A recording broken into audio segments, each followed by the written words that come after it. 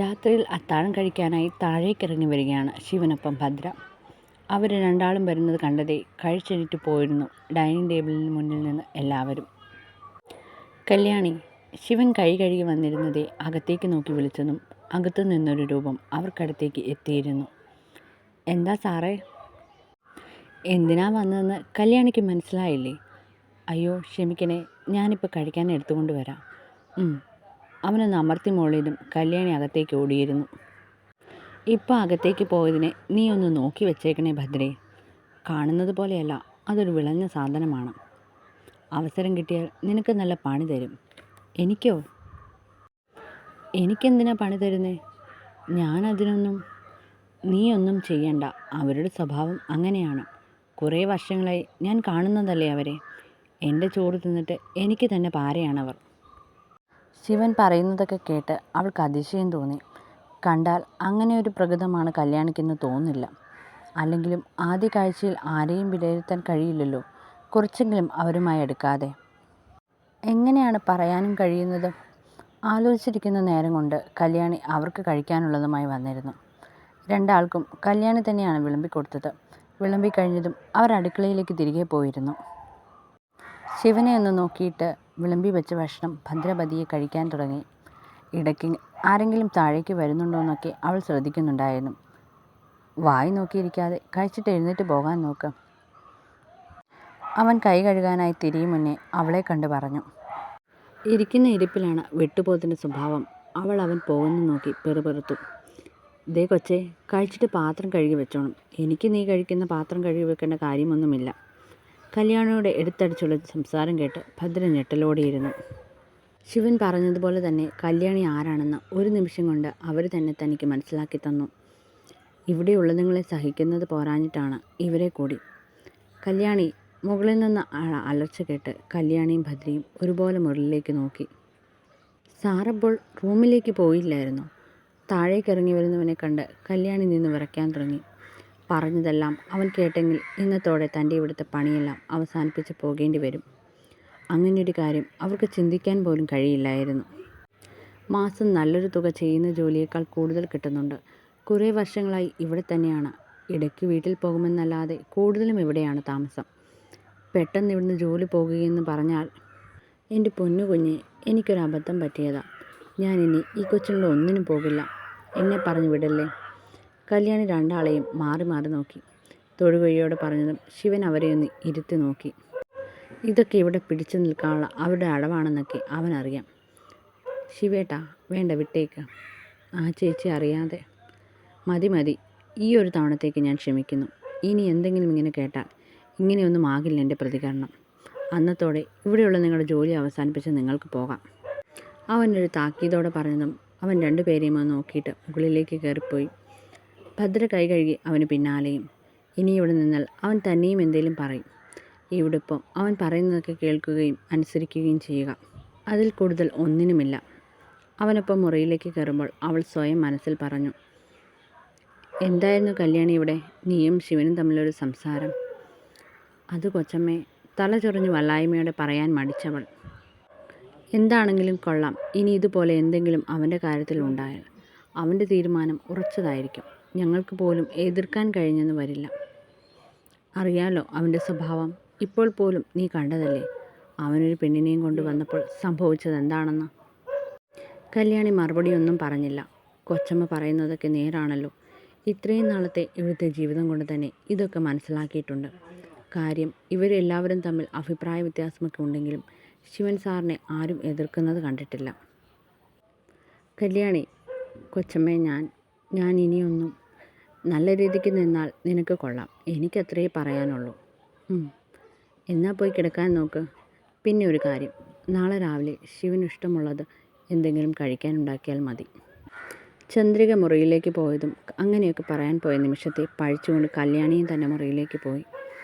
നാളെ തൊട്ട് ഇനി അവൻ്റെയൊക്കെ ഇഷ്ടം നോക്കി വേണം ഓരോന്നുണ്ടാക്കാൻ. പോരാഞ്ഞിട്ട് അവളെയും സഹിക്കണം. കട്ടിലിലേക്ക് ഷീറ്റ് വിരിച്ച് അതിലേക്ക് കിടക്കുമ്പോൾ കല്യാണി വല്ലാത്ത അമർഷം നിറഞ്ഞു, ഒപ്പവും ദേഷ്യവും. തൻ്റെ മുറിക്കകത്തേക്ക് കയറിയതേ തത്തിക്കളിച്ച് നിൽക്കുന്നവളെ ശിവനെ നോക്കി. എന്താണ് ഒരു കള്ളത്തരം? വന്നപ്പോൾ മുതൽ ഞാൻ ശ്രദ്ധിക്കുന്നുണ്ട്. എന്ത് കള്ളത്തരം? എനിക്കൊന്നുമില്ല. എവിടെ കിടക്കണമെന്ന് ആലോചിച്ച് നിന്നതാ. അങ്ങനെ വരട്ടെ, അപ്പോൾ അതാണ് തമ്പുരാട്ടി ഇങ്ങനെ നിന്നത്. എന്നിട്ട് നീ കട്ടിലിലാണല്ലോ ഞാനില്ലാത്തപ്പോൾ കിടന്നത്. അത് ശിവേട്ടൻ ഇല്ലാത്തത് കൊണ്ട്. കൊള്ളാം, കാണുന്ന പോലെയല്ല, കള്ളത്തരം കാണിക്കാനൊക്കെ അറിയാം. തൽക്കാലം കട്ടിലിൽ കയറി കിടക്കാൻ നോക്ക്. ഉറക്കത്തിൽ എൻ്റെ ദേഹത്തൊന്നും കാലും കൈയും വെച്ചേക്കരുത്, എനിക്കത് ഇഷ്ടമല്ല. ഞാനൊന്നും വെക്കില്ല. എനിക്ക് ശിവേട്ടനെയാ പേടി. അവൾ പതിയാണ് പറഞ്ഞതെങ്കിലും അവനത് കേട്ടിരുന്നു. പിന്നെ എനിക്ക് നിന്നെ കയറി പിടിക്കാനല്ലേ പണി. ഒന്ന് പോടി. അവനവളെ പുച്ഛിച്ചുകൊണ്ട് ബെഡിലേക്ക് കയറി കിടന്നു.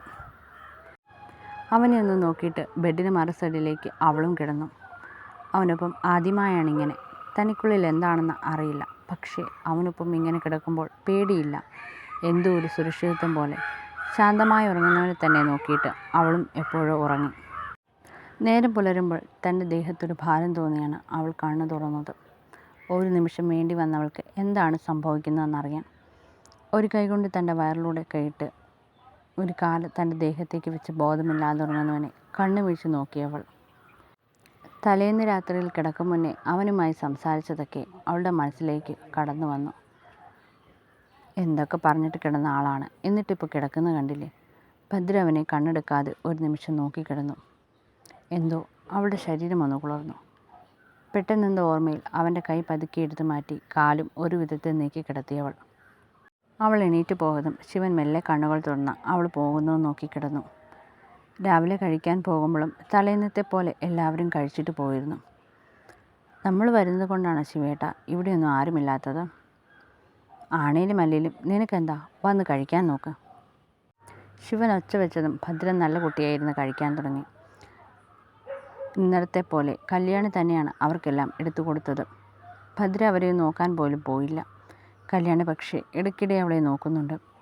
ശിവനുള്ളത് കൊണ്ട് മറ്റൊന്നിനും നിൽക്കാതെ പെട്ടെന്ന് അടുക്കളയിലേക്ക് പോവുകയും ചെയ്തു. അമ്മേ. ധന്യയുടെ വിളി കേട്ട് രാജി ഫോണിൽ നിന്ന് മുഖം മാറ്റി അവളെ നോക്കി. അമ്മയുടെ ഫോണിൽ നോക്കിയിരുന്നു. മിക്കവാറും ആ നശിച്ചവൾ ഇവിടെ സ്ഥിരതാമസമാക്കും, ശിവേട്ടൻ്റെ ജീവിതത്തിലും. അങ്ങനെ സംഭവിച്ചാൽ നിങ്ങളാരും പിന്നെ എന്നെ കാണില്ല. ധന്യേ, നീ എന്തൊക്കെയാണ് വിളിച്ച് പറയുന്നത് അറിയാമോ, അതും നിൻ്റെ അമ്മയായ എന്നോട്. രാജി അലറും പോലെയാണ് പറഞ്ഞത്. പിന്നെ ഞാനെന്ത് വേണം? ശിവേട്ടൻ്റെ കൂടെ ഒരു പെണ്ണിനെ കണ്ടിട്ടും ഞാനത് അമ്മയോട് പോലും പറയാഞ്ഞത് അവളെ എങ്ങനെയെങ്കിലും ഒഴിവാക്കി വിടാമെന്ന് കരുതിയ. പക്ഷേ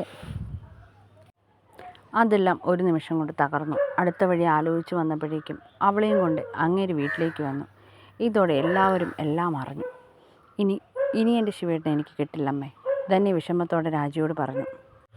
നീ വിഷമിക്കാതെ മോളെ, നിൻ്റെ അമ്മയായി ഞാനുള്ളപ്പോൾ നിൻ്റെ ഒരാഗ്രഹവും നടക്കാതെ പോകില്ല. പ്രത്യേകിച്ച് ശിവൻ എൻ്റെ മരുമകനാണെന്നത് എൻ്റെ കൂടി ആഗ്രഹവും ആവശ്യവുമാണ്. അതിന് തടസ്സമായി വരുന്നത് ആരായാലും അവരെ എങ്ങനെ ഒഴിവാക്കണമെന്ന് എനിക്കറിയാം. നീ ധൈര്യമായിരിക്കട്ടെ മോളെ. എനിക്കറിയില്ലമ്മേ, അവൾ അവിടുത്തെ മരുമകളായില്ലേ, അതായിരുന്നു ഞാൻ പേടിച്ചതും. ആര്? അവളോ? അതിന് എൻ്റെ ഏട്ടൻ ഒന്നുകൂടി ജനിക്കണം. ഏട്ടൻ സമ്മതിക്കില്ല അവളെ അധിക ദിവസം അവിടെ നിർത്താൻ. എന്നോട് ഏട്ടൻ പറഞ്ഞതെന്താണെന്ന് അറിയാമോ നിനക്ക്? എന്താ അമ്മേ? ധന്യയുടെ മുഖത്ത് ആകാംക്ഷ നിറഞ്ഞു. രാജു സ്നേഹത്തോടെ അവളുടെ കവളിൽ കൈവച്ചു. എൻ്റെ മോളെയല്ലാതെ മറ്റൊരു പെണ്ണിനെ ഏട്ടൻ്റെ മകൻ്റെ ഭാര്യയായി കാണാൻ കഴിയില്ലെന്ന്. നമ്മൾ തീരുമാനിച്ചുറപ്പിച്ചതുപോലെ മാത്രമേ കാര്യങ്ങൾ നടക്കൂന്ന്. അമ്മാവൻ ശരിക്കും അങ്ങനെ പറഞ്ഞോ അമ്മേ? പിന്നെ പറയാതെ, ഞാൻ നിന്നോട് എന്തിന് കള്ളം പറയുമോ? നീ ആ പെണ്ണിനെ അവൻ്റെ ഫ്ലാറ്റിൽ വെച്ച് കണ്ടിട്ടും എന്നോട് പറഞ്ഞില്ലല്ലോ. അതമ്മേ, വേണ്ട, കഴിഞ്ഞത് കഴിഞ്ഞ്. എനിക്കറിയാം നീ എന്തുകൊണ്ടാണ് അതൊന്നും എന്നോട് പറയാഞ്ഞതെന്ന്. അവൻ്റെ ഭാര്യയാണ് അവളെന്ന് നിന്നോട് പറഞ്ഞെങ്കിലും നിങ്ങൾ കരുതി അത് സത്യമായിരിക്കില്ലെന്ന്. അവളും അവനും തമ്മിൽ മറ്റെന്തെങ്കിലും ഇടപാടാണെങ്കിൽ അതങ്ങനെ തന്നെ തീരട്ടെ, എന്നാലും നിനക്കവനെ കിട്ടുമെന്ന്. ധന്യ രാജി പറയുന്നത് കേട്ട് മൂടി. ശരിക്കും ശിവേട്ടൻ്റെ ഭാര്യയാണോ അമ്മ അവൾ? ഭദ്രയെ അവസാനമായി കണ്ടത് ധന്യയുടെ മനസ്സിലേക്ക് വന്നു. താനും ചേട്ടനും ഇതുവരെ പറഞ്ഞിട്ടില്ല അമ്മയോടന്ന് ശിവേട്ടൻ്റെ ഫ്ലാറ്റിൽ വെച്ച് നടന്നതൊന്നും. ഭദ്ര വീണപ്പോൾ അവിടുന്ന് ഓടിപ്പോന്നെങ്കിലും ശിവേട്ടൻ അതേപ്പറ്റി എന്തെങ്കിലും ചോദിക്കുമെന്ന് പേടിച്ചെങ്കിലും അതുണ്ടായില്ല. എന്തുകൊണ്ടാവും ശിവേട്ടൻ അതേപ്പറ്റി ഒന്നും ചോദിക്കാഞ്ഞത്? അതിനർത്ഥം ശിവേട്ടൻ അവളുടെ കാര്യത്തിൽ താല്പര്യമില്ലെന്നല്ലേ? ഞാനുമായുള്ള കല്യാണം നടക്കാതെ ഇരിക്കാനുള്ള പണി വല്ലതും ആണോ? എന്താ മോളെ, എന്താ നീ ആലോചിക്കുന്നേ? ഒന്നുമില്ലമ്മേ. എന്തൊക്കെ സംഭവിച്ചാലും എനിക്ക് ശിവേട്ടനെ വേണം അമ്മേ. എനിക്ക് എൻ്റെ ശിവേട്ടനെ അല്ലാതെ മറ്റാരെയും എൻ്റെ കഴുത്തിൽ താലി കെട്ടിക്കാൻ എനിക്ക് പറ്റില്ലമ്മേ. ധന്യ കരയും പോലെ രാജിയോട് പറഞ്ഞു. നീ വിഷമിക്കാതെ മോളെ. അവളെ എന്ത് ചെയ്തിട്ടാണേലും അവിടുന്ന് ഓടിക്കും ഞാൻ. അവിടുന്ന് മാത്രമല്ല, ശിവൻ്റെ ജീവിതത്തിൽ നിന്നും എന്നേക്കുമായി. ഇതെൻ്റെ മോൾക്ക് അമ്മ തരുന്ന വാക്കാണ്. അവളുടെ കയ്യിൽ പിടിച്ച് ഉറപ്പ് പോലെ പറഞ്ഞതും ധന്യയുടെ മനസ്സൊന്ന് തണുത്തു. അവൾക്ക് ഉറപ്പായിരുന്നു ഈ നിമിഷം മുതൽ രാജി അതിനുള്ള പദ്ധതികൾ നടത്തി തുടങ്ങുമെന്ന്.